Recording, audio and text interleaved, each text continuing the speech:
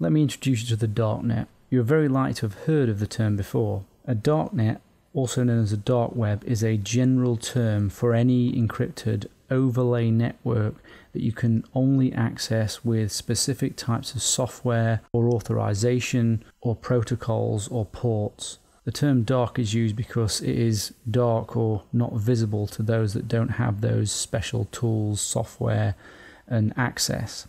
The conventional internet like Facebook or Amazon, Google would be called the clear net or surface web as a reciprocal term. Mostly you can consider the darknet much the same as the surface web, the main difference being you need to use special encryption to access it, which is what keeps it dark. Generally, darknets cannot be searched with tools like Google, but any darknet that is publicly accessible, such as Tor, could be indexed for searching, and projects are underway to do this. The darknets are used by governments, military, companies, and anyone really who needs privacy. Plus criminals, as they obviously value their privacy. Darknets generally are a tool to maintain anonymity and is, in some sense, to maintain security. Example darknets include RetroShare, which is a file sharing peer-to-peer or friend-to-friend network. You have other networks like Tor, which is very common and very popular. You have I2P Anonymous, which is becoming more popular. You have the GNU-net framework and the Freenet project, all needing special software to access, which is available on their corresponding sites. The interfaces to these you can see here on the screen. These services should not be considered a panacea for anybody interested in privacy though, and can be de-anonymized, but that's a whole other course. Through the darknets you can access dark markets and hacker forums. These sell every sort of good and service from assassinations to drugs, and of interest to us is malware, rats or remote access tools or remote access trojans, hacking tools and exploit kits. Here you can see some of the popular markets at the moment: Abraxas, Alphabay, Dream Market. The URL you see ending in .onion is the address to reach that site, which is a special address you can only access via the Tor network. Using the Tor browser is the simplest way to get access to these. Let's have a look around Tor and see what we can find in terms of hacking tools and exploit kit. Here we are in the hidden wiki showing some of the hacker sites. This is the 0-day forum. You can see here selling credit card details, personal information, secure hosting to host malware, exploits.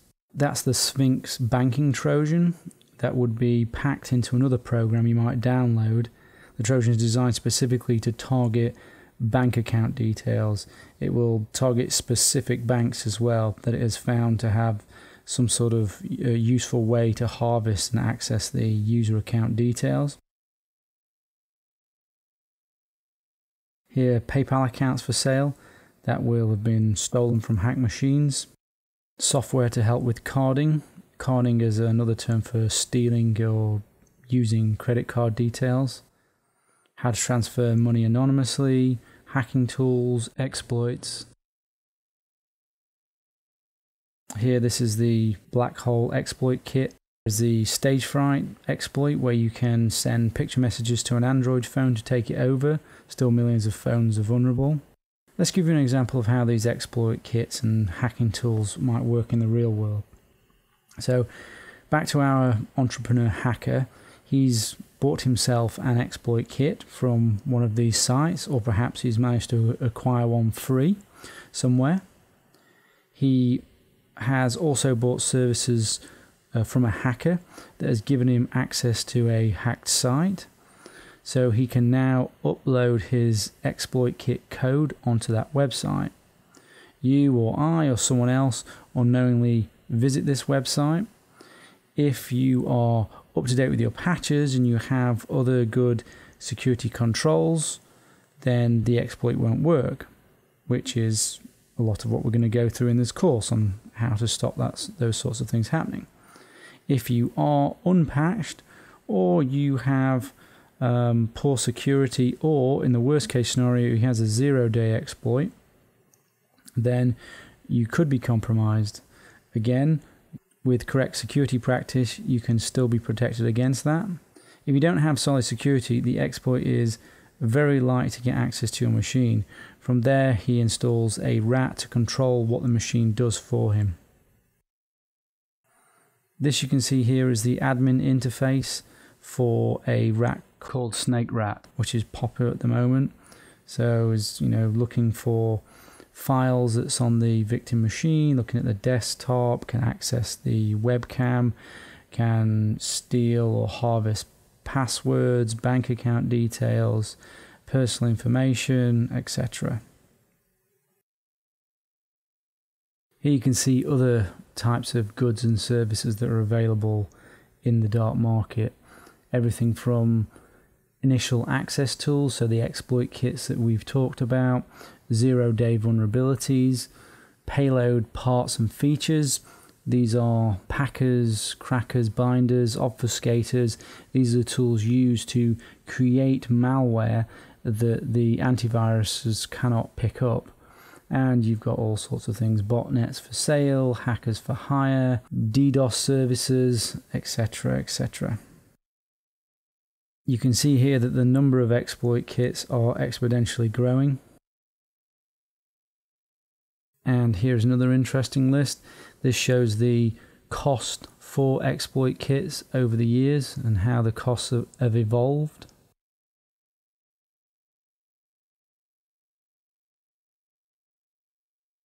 Here are some of the prices for 0-day vulnerabilities. Remember, those are the vulnerabilities that don't have any patches and that maybe nobody even knows about. These are extremely deadly, and the cost of these shows you how much people must get from them if they're willing to pay this much. There's even a grey market of countries and governments and companies buying these for all sorts of nefarious reasons. As you can see, because they are buying or downloading free these tools, they don't have to develop them themselves. So the barrier to entry to become a cyber criminal is low. The average intruder knowledge is now low, i.e. they are script kiddies with little skills, versus the now high level of attack sophistication given they have access to such powerful tools. Only a small percentage are elite researchers, exploit developers, 0-day researchers, malware writers, etc. The majority are buyers, unsophisticated and less skilled. So this means you have a lot of people with highly sophisticated tools, and the numbers are only exponentially growing.